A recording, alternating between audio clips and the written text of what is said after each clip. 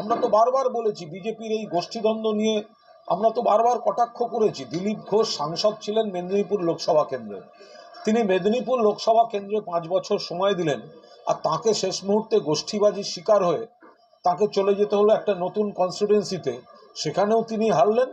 আর দিলীপ ঘোষের শিবিরের যারা ছিল তারা এমন ক্ষুব্ধ হয়ে বসে রইলেন যে মেদিনীপুরও বিজেপি হেরে গেল এবং খুব আনন্দের সঙ্গে তৃণমূল কংগ্রেস জিতে গেল।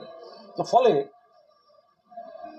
দিলীপ ঘোষ তিনি হতে পারেন আদর্শগতভাবে তাদের সঙ্গে আমাদের লড়াই চলবে, কিন্তু একজন সাংসদকে গোষ্ঠীবাজি করে যদি আসন বদল করা হয় তাহলে তার ক্ষোভ বা বক্তব্য যদি কিছু থাকে সে তো ন্যায্য বক্তব্য। তাকে যে কাঠি করা হয়েছে সেটা বলতে গিয়ে তিনি বলছেন যে রাজনীতিতে কাঠি হবে না তো কোথায় হবে। আরে দিলীপ বাবু আবার প্রলয় দেখুন, তৃণমূলের বিধায়ক পরিচালক রাজের করা, আর তৃণমূলের বারাকপুর থেকে জিতেছে পার্থ ভৌমিক।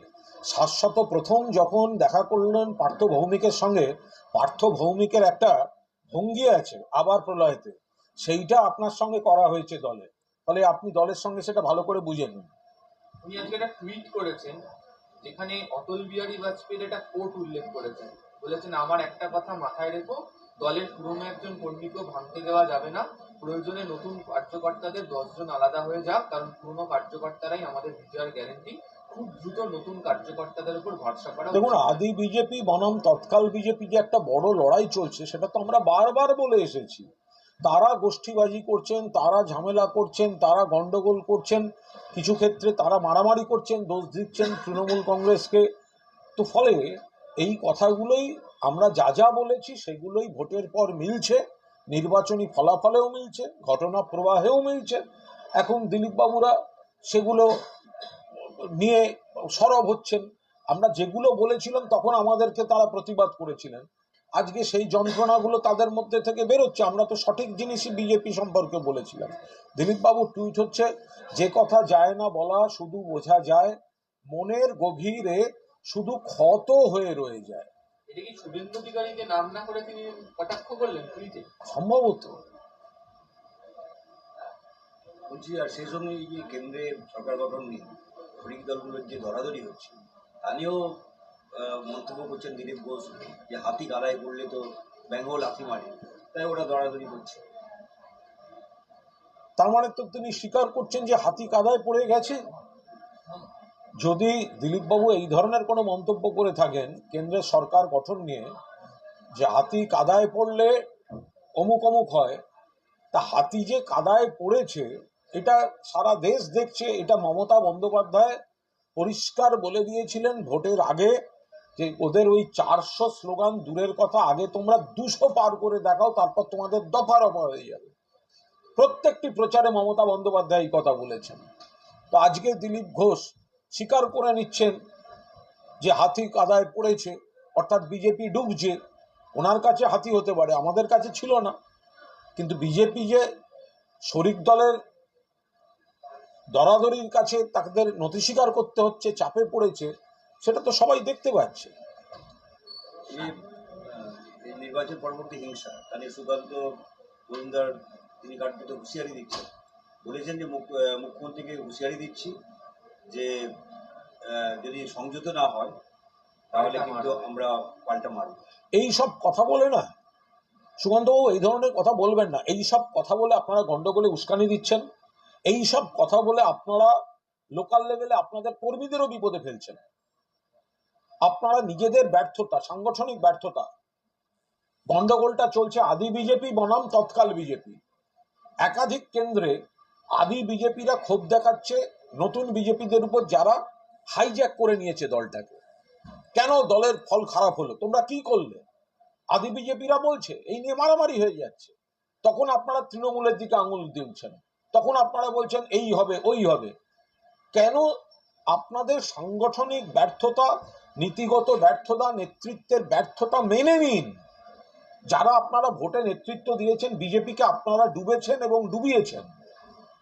এখন আপনারা এই উস্কানিগুলো দিলে আপনাদের গোষ্ঠীবাজি বাড়ছে, মারামারি বাড়ছে, আর স্থানীয় স্তরে অকারণে একটা গন্ডগোলের পরিবেশ তৈরি হচ্ছে, আর আপনারা সেখানে তৃণমূলের নাম জড়াচ্ছেন। এই ভোট পরবর্তী হিংসা নিয়ে শুভেন্দু তিনি রাজ্যপালকে চিঠি লিখেছেন, তাদের রাজ্যপালের কাছে তিনি আবেদন করেছেন এই সমস্ত প্রয়োজনীয় ব্যবস্থা নিন, এই সমস্ত হিংসা কবলিত এলাকা আপনি পরিদর্শন করুন। রাজ্যপাল কদিন থাকবে না? এই রাজ্যপাল কি খুব বেশি দিন থাকবেন?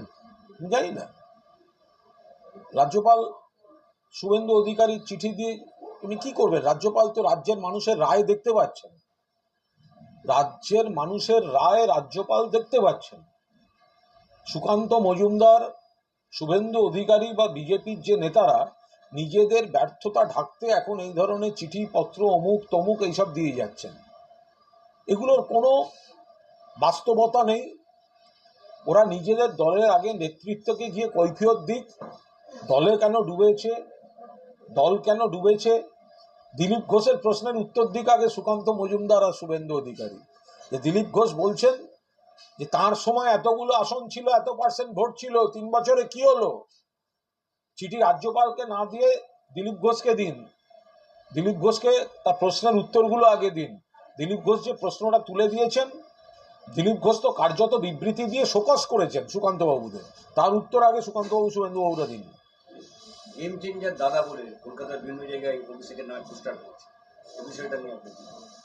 না, মমতা বন্দ্যোপাধ্যায়ের নেতৃত্বে অভিষেক বন্দ্যোপাধ্যায়ের সেনাপতিত্বে অভাবনীয় ফল করেছে তৃণমূল কংগ্রেস, এবং সেই জায়গায় দাঁড়িয়ে মমতা বন্দ্যোপাধ্যায়ের তুমুল জনপ্রিয়তা এবং উন্নয়নের পদক্ষেপগুলি এবং অভিষেকের এই ভোটে যে ভূমিকা, তাতে নিশ্চিতভাবে মানুষ দেখেছেন, দলের কর্মীরা সকলেই খুবই উচ্ছ্বসিত, তারই কোনো বহিঃপ্রকাশ।